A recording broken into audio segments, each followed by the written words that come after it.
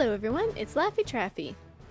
We are here with chapter 1017 of One Piece, titled The Order. We have a lot to discuss here with this chapter, especially given the end of the chapter, but first I wanted to politely ask if you would like to subscribe to my channel, and if you've seen any of my previous videos, or if it's your first time and you enjoy the video that you're about to watch, make sure you subscribe, because then you'll be notified of all my future stuff. Also, like the video if you like anything that I have to say in this review. Also, check me out on Twitch and Twitter for more anime, gaming, and One Piece content.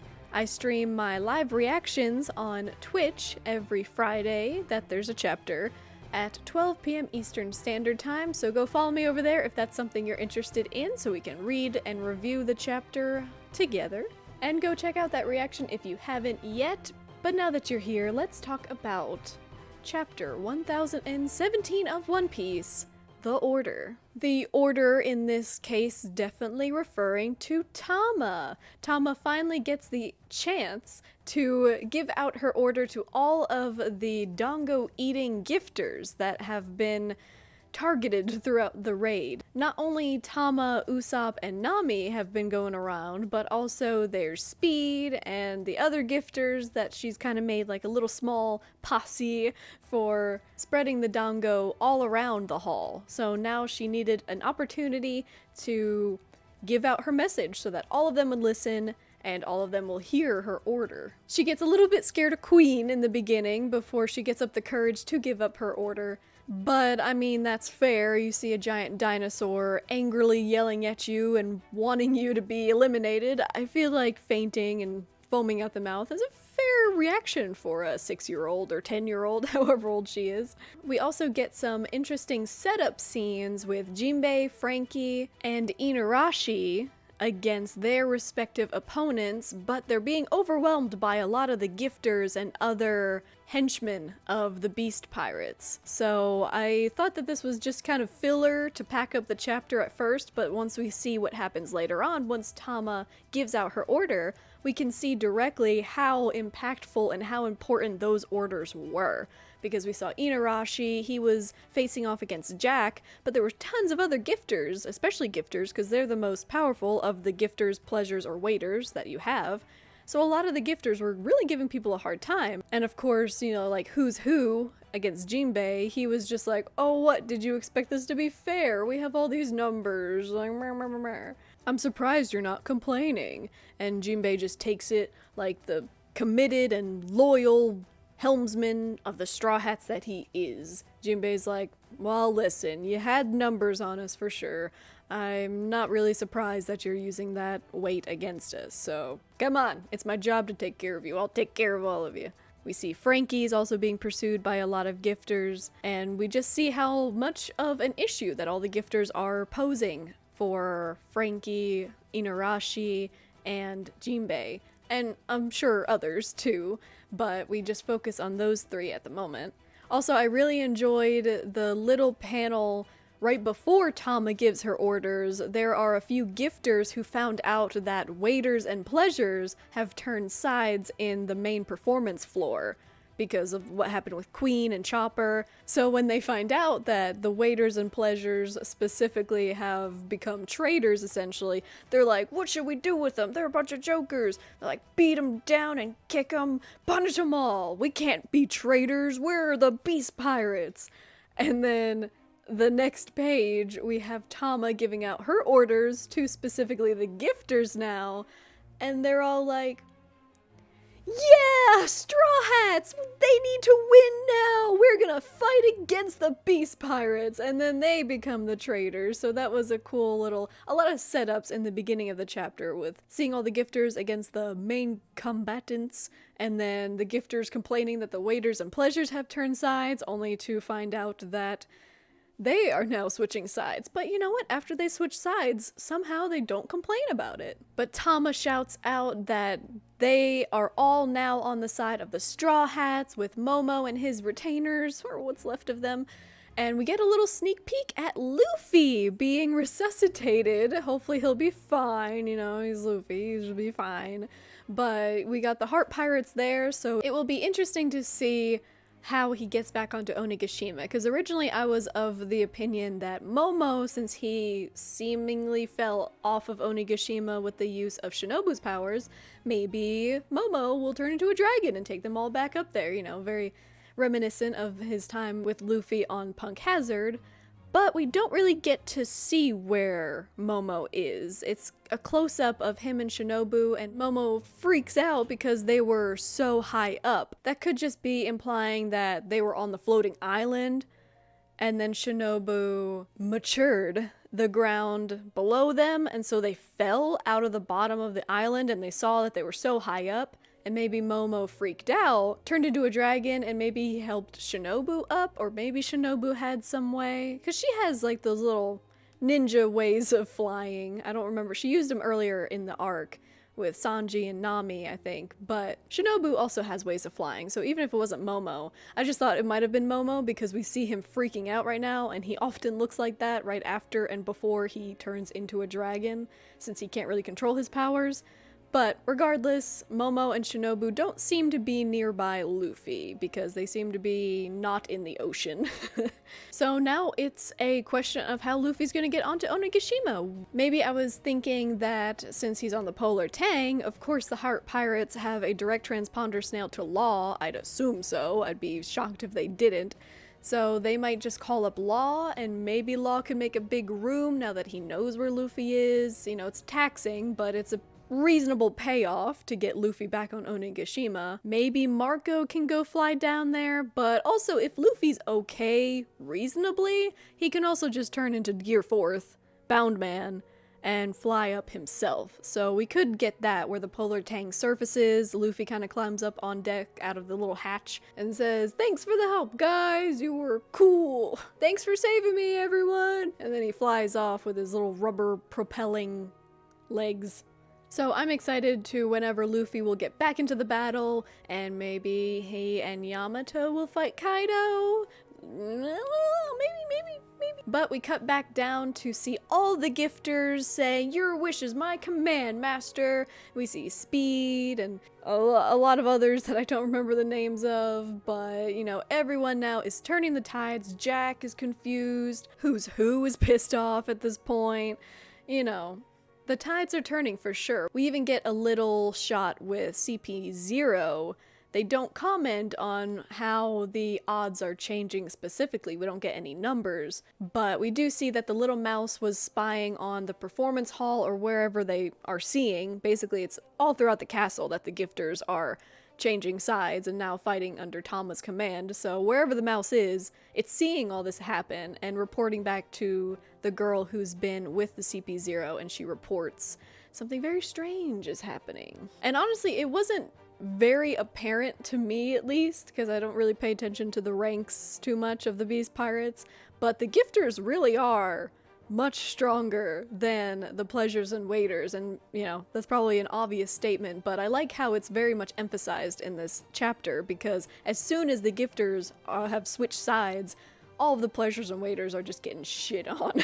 They don't stand a chance, as all of these snake boys, giraffe boys, butterfly girls, all these people are fighting against them now. What? Are you expecting something? And now the kitten has joined us once more. I'm starting to get the impression that you really like being on screen, baby. Moving on, after Tama gives out her orders, Queen is like, "Okay, no one is stopping this girl, time to give her the coffee breath," or whatever attack he was gonna use, but he charges it up, and then Sanji comes in with his Courier Strike, and just sends him flying, stops his attack. He takes care of Queen, and Queen drops a little bit of lore in the background between him and Sanji, as Sanji's like, "You know, Judge, were you part of that crazy scientist group? That mad scientist group?" And Queen's just like, "Oh, you mean Mads? That was a long time ago. I'm a cyborg now and I can do a lot of shit without those people." But hey, we get confirmation, as if it wasn't already confirmed, that Queen, Vegapunk, Judge, they were all up to something back in the day, and it was called MADS. I assume that's an acronym for what that might stand for? Military Assisted Danger Science? Mega Automaton destroyer system? Mechanically assisted disease scientists? Whatever it stands for, we don't know, but it's something to do with like the life force, the genes that they mess with, and cyborg enhancements and lots of technology because of Judge's suits and everything. You know, there's lots of stuff that these three main scientists have certainly dove into. And we see Queen's hybrid form. He's got a lot of necks. They just keep rolling. But very interesting to see all of the different mechanical claws that he has. I've seen some similarities to Doc Ock, but, you know, I'm surprised his little whiskers don't have the mechanical claws at the ends of them too. But his braid does, his tail does, his arm does, of course, and then his other arm's just normal holding a sword. I feel like that's a very odd, you know, it's not very consistent. He's like, yeah, I've completely automated my left arm to be a weapon of mass destruction and transforming claws and my braids and my tails and... Oh, well, I can hold a sword. But that's basically all we get from Queen and Sanji. I'm looking forward to more fighting with them, you know, more back and forth against Judge and the history there. Maybe we'll learn more. But then we get to see Chopper, and I'm sure everyone has just fallen in love with baby geezer Chopper. And now that we can see the details of the drawing a little bit better, it's not as terrifying as I thought it was in my reaction, because I didn't see any limbs. He just looked like a deformed bean. But yes, cute chibi Chopper, merchandise gober. That's the side effect of the crazy dangerous rumble balls that Caesar designed. Thought we would get something more interesting, but there he is. Speaking of getting something more interesting, Zoro is going to be magically healed with some ultra regenerative drug made on Zoe that we haven't heard about at all. And you know, all I'll say is that with the three most prominent doctors of the entire series, maybe one of them could have helped Zoro in some way. But no. We're just gonna take a drug and you'll feel a little better. Not that I'm necessarily saying that I would have enjoyed seeing Marco or Law on the sidelines healing Zoro, but I mean, it's like what they do. I was hoping to round out their abilities more, you know, like Law is not only a very fierce combatant, but he's also a doctor. I want to see that asset getting put to use on Zoe. Like, if people get hurt, I want Law and Marco to be there and be like, oh, good thing I'm here, I'm a super good doctor. I'll heal you back up and get us back into the fight. But Goat Boy's got a drug, so we're just gonna hand wave it, which, whatever. I'm not mad about Zoro getting healed, I'm just mad about the way that he's getting healed. I assumed Zoro was going to be healed because he got out pretty quickly, but he's taken a lot of damage. And now this drug says that once it wears off, it's going to cause double the pain of what you're enduring right now, but it'll give you the chance to fight. And Zoro says something that I immediately connected to Luffy in Marineford. It just reminded me so much of the way that when Luffy took the hormone drugs from Ivankov, he had passed out halfway through Marineford and he couldn't move, and he was begging Ivankov to hit him up again, basically, that he needed more adrenaline. But Ivankov's like, this is going to destroy your body, you're not going to be able to move, like, I don't know if you're going to recover from this afterwards. And Luffy just like grabs him and says like, it doesn't matter what happens to me afterwards. If I can't fight now, then I couldn't live with myself. And Zoro's saying a very similar thing right here that I really enjoy, and it's just like, now is what matters. The stakes are on the line now. That's all that matters. Later, we can deal with it, but later, hopefully, we'll have won. So he's gonna just kind of push everything to the side and focus on now and get back into the fight and do what he can, maybe against Kaido, probably against King, though. We're gonna assume if Sanji's fighting Queen, Zoro's fighting King. It'd be interesting if that pattern got switched up in some way. Maybe Zoro goes back to the rooftop and Marco continues to fight King. I'm not sure.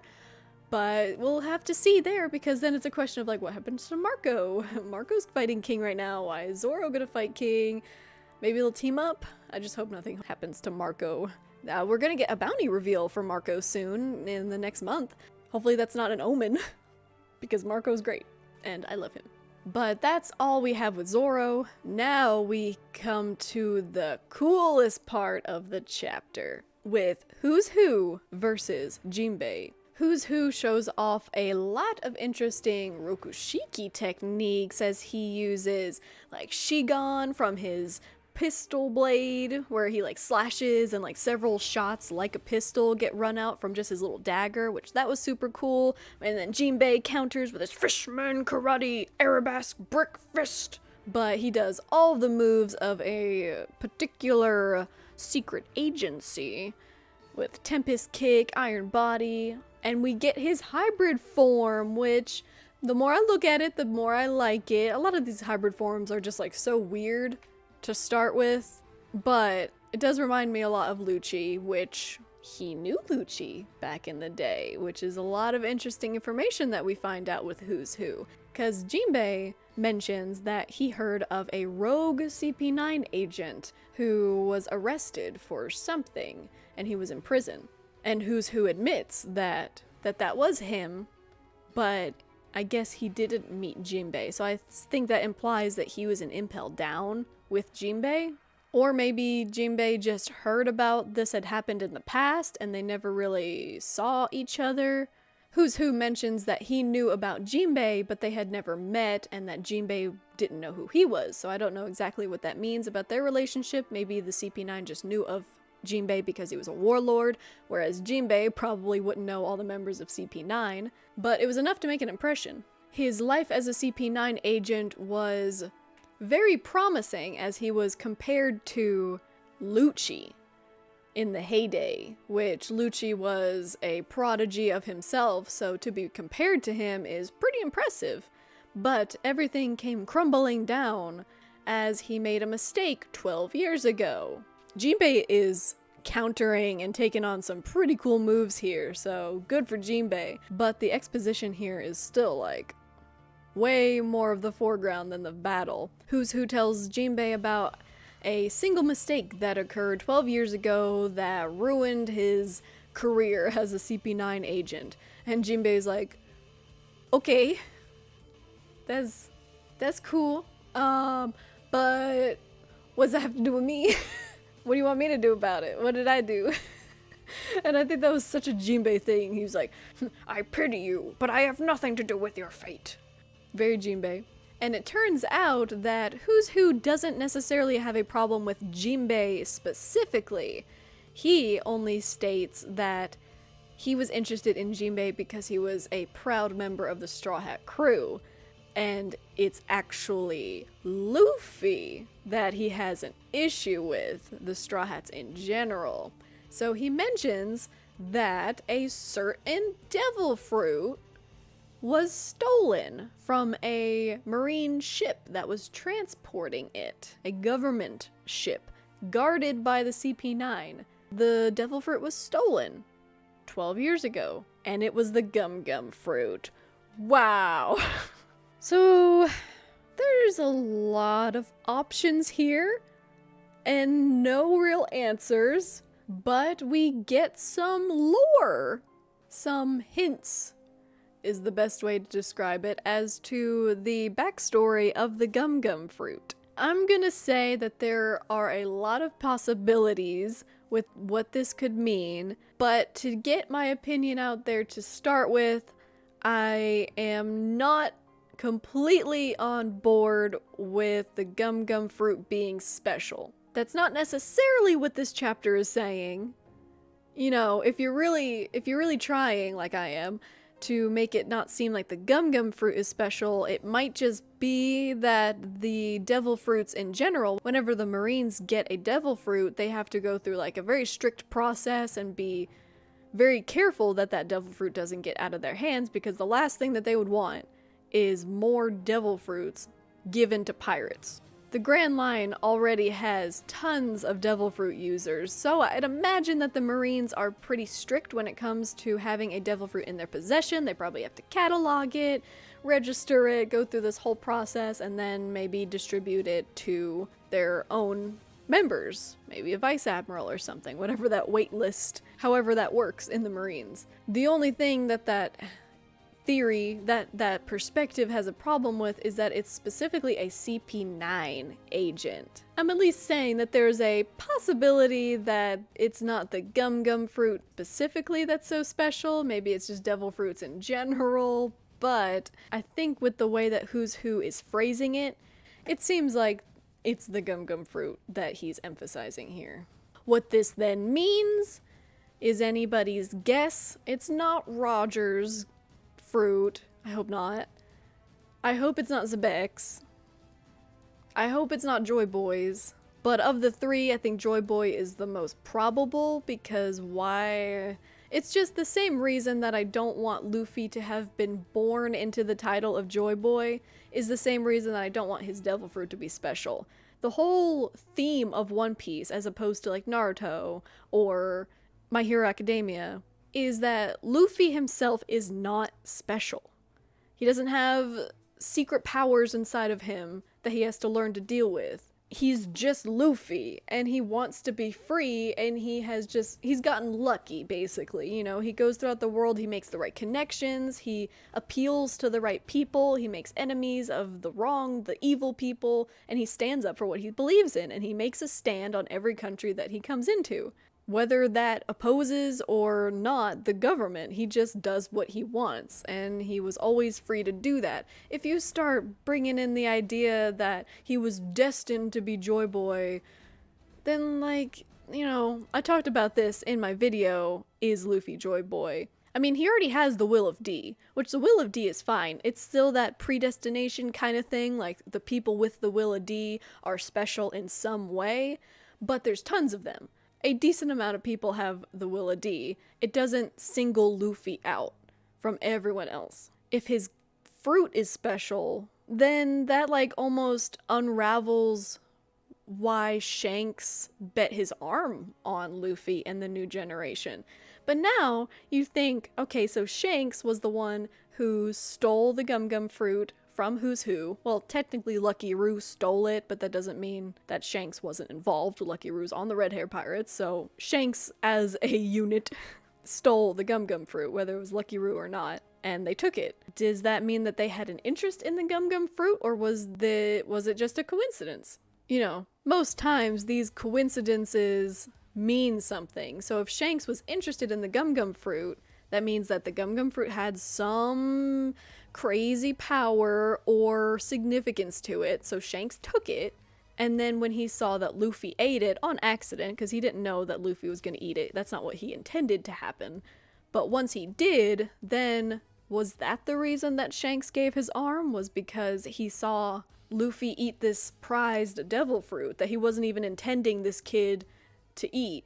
That like kind of takes away from Shanks and Luffy's relationship, to me at least. Because on one hand then you have the reality where Shanks just really admired Luffy's tenacity and his will, and he reminded him of his captain, and he really cared about Luffy, so he sacrificed something great to make sure that Luffy would become a great pirate, and knew what it took to become a great pirate, and then bet his arm on it. Like, you have a shot. I think I'm gonna bet on you. But now we have this other timeline where Luffy was, you know, he was a cool kid, yeah, he wanted to be a pirate. Oh no, he ate that devil fruit? Well, now he's the chosen one. Now I have to make sure that this kid makes it to piracy. Now what do I have to do? Oh god, now I have to save him. I gotta make sure that he becomes a great pirate. I gotta bet my arm on him. Probably not that dramatic. Shanks still cares about Luffy, but you can kind of see where I'm going with this, where it takes away from Luffy as Luffy. I don't want Luffy to be predestined for greatness, because it takes away from his character. And it also kind of takes away from all of the things that we've seen Luffy do with his devil fruit. If the gum fruit is powerful because of its flexibility and moldability into all these different abilities, then that kind of takes away from Luffy, right? His gear 4th, 2nd gear, 3rd gear, these were all very creative uses of the devil fruit that you would think that Luffy just came up with on his own. But if the gum fruit was always meant to be that way, then it's like, oh, well, it's not that important that Luffy came up with these cool things. But that aside, I am really interested in what you guys think about this revelation about the gum fruit. Do you think it's kind of stupid predestination stuff that you don't want Luffy to have? Or are you fine with it? Are you interested in what the significance of the devil fruit means for Luffy? Because you can say that just because the gum fruit specifically was special doesn't mean that makes Luffy special. That just means that he has like a little bit of a leg up in his journey, maybe. And it's still up to Luffy to use that power however he sees fit, kind of like an ancient weapon. Is the gum fruit Uranus? Probably not. It's just like the main thing that keeps popping up in my head is that it was the CP9 specifically that guarded the devil fruit. It wasn't CPI just 0, it wasn't any of the other ones. It was CP9, which is designed to be a secretive organization for secret organizations. No one's supposed to know the existence of CP9. So that lends me to believe that this mission of transporting the gum fruit was top secret. Nobody knows. Keep it that way. This is important. But Shanks found out, so it wasn't foolproof. So let me know in the comments below if you are on the same page as me or if you don't really have a problem with it. And if you will love Luffy no matter what happens, because at the end of the day, Luffy is Luffy and you gotta love him. But that just about wraps it up for One Piece 1017. Make sure to like the video if you enjoyed anything that I had to say, and comment below your opinions and what you are excited to see in the next chapter, along with your views on the gum fruit. Follow me on Twitch and Twitter if you're interested in more gaming, One Piece, and anime content. Also follow me on Twitch specifically if you want to catch one of my live reactions, Fridays, 12 p.m. Eastern Standard Time on the weeks that we have a chapter, which is this week because there's not a break. So go follow me over there if you're interested in that, and we can review the chapter and talk about it together. Overall, this was a pretty cool chapter, and after a week break, I enjoyed all of it, all the little bits and pieces that we got. Pretty solid chapter. Not gonna complain. I love all the lore drops because it's One Piece and there's just such a huge world of interconnected characters. Now we learn that who's connected to Shanks. What? I mean, like, that's the last connection that you would have made, right? Maybe not. Maybe you saw this coming. I don't know how. But that's just the love of One Piece, is trying to figure out everything that's going on before it's ever really explained, and coming up with more questions than answers in every chapter. I'm gonna say, lore about the gum fruit was the last thing I was expecting in the Onigashima raid, you know? Thought that was gonna be more, you know, maybe something that Shanks dropped later on, because, you know, he's gonna be involved, but maybe now he will. Maybe Shanks will have a lot to say about the gum fruit once we finally meet him again. Maybe Shanks will be making his move. Maybe this is the foreshadowing of a Shanks-centric little mini arc where they put in between acts. If Act 3 is ending soon, we're gonna have space for the few fun chapters of seeing what the rest of the world is up to. So maybe it'll be a Shanks-centric thing with the gum fruit, the Gorosei. What did he talk about the Gorosei? Was it the gum fruit? It wasn't a pirate at all, it was the gum fruit. Anyway, I am going off the rails here, so we're just gonna end it right there. Like the video if you liked the video, and subscribe for my future content. And as always, have a great day, follow your dreams, and check me next time. Bye!